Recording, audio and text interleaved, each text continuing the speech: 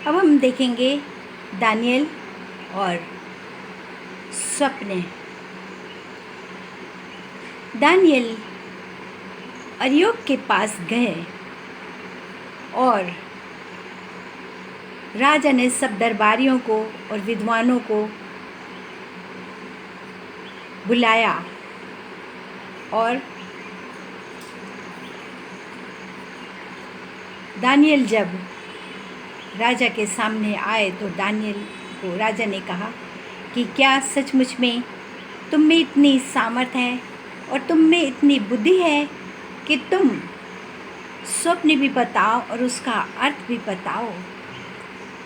Daniel ने कहा कि जो रहस्य की बात आपने पूछी उसको पंडित, न तांत्रिक, न ज्योतिषी, न शगुन विचारने वाले, न कोई मनुष्य उसको बता सकता है, परंतु स्वर्ग का परमेश्वर, स्वर्गीय सिंहासन पर बैठने वाले परमेश्वर सब रहस्यों पर से पर्दा उठाते हैं। और उन्होंने राजा के सामने भविष्य में घटने वाली घटनाओं को बताया है। और अब मैं आपको वो स्वप्न बताता हूँ जो आपने देखा।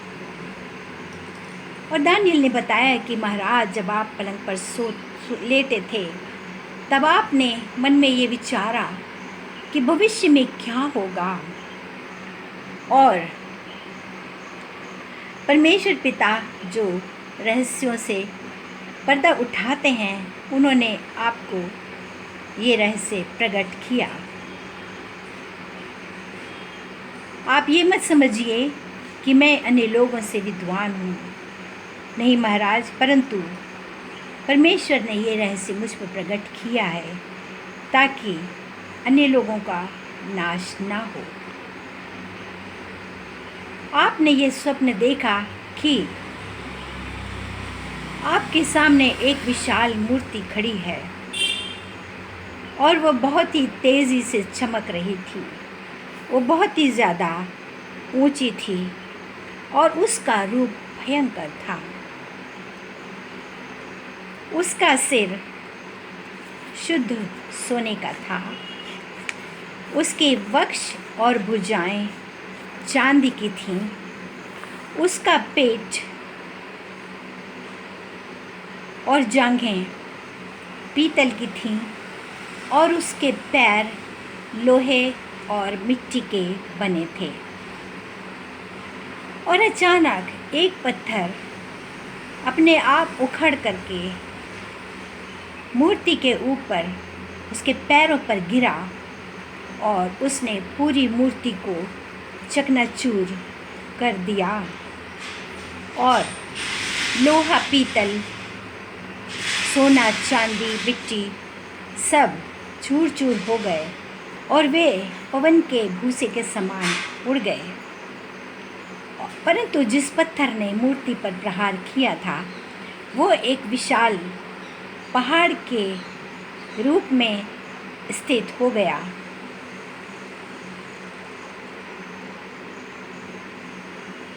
महाराज, आपका स्वप्न यही है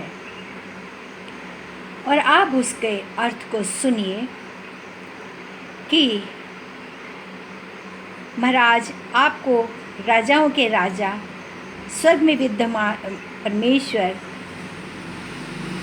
के पराक्रम और सामर्थ्य प्रदान की है। आप सामर्थी हैं और आपके हाथ में पृथ्वी के समस्त शत्रु, पशु, पक्षी और पूरा राज्य आपके हाथ में परमेश्वर ने सौंप दिया है।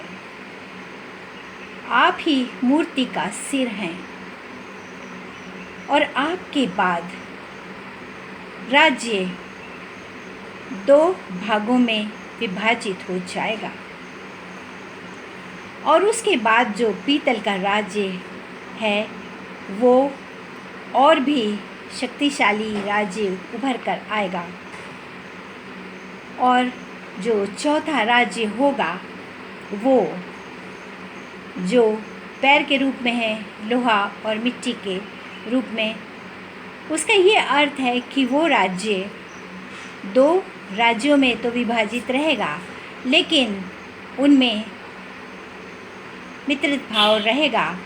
वे आपस में एक दूसरे से विवाह करेंगे और अच्छे उन आपस में व्यवहार रखेंगे। परंतु जिस तरह से लोहा मिट्टी को चूर चूर कर देता है, उसी तरह से एक राज्य उदित होगा और वो सब पर राज्य करेगा।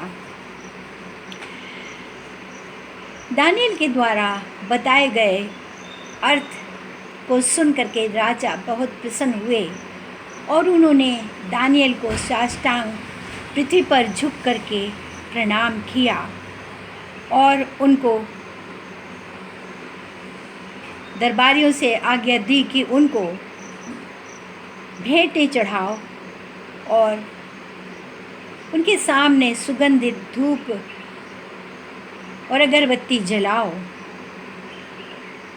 और परमेश्वर और राजा ने कहा कि सचमुच में तुम्हारा परमेश्वर सब देवताओं का ईश्वर है और राजाओं का स्वामी भी है। वो सभी रहस्यों के ऊपर से भेद को खोलने वाला परमेश्वर है।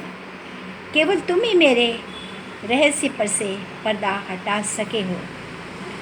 और राजा नबूकदनेस्सर ने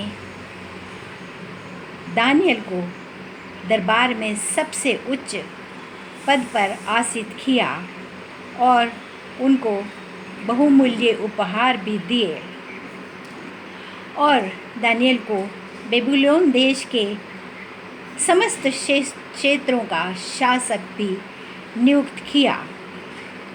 और दानियल के निवेदन के अनुसार उन्होंने राजा नबूकदनेस्सर ने शद्रक मेशक अबेदनगो को बेबीलोन देश के शासन व्यवस्था के कार्य की देखभाल करने के लिए उनको नियुक्त किया और दानियल स्वयं राज दरबार में ही रहते थे।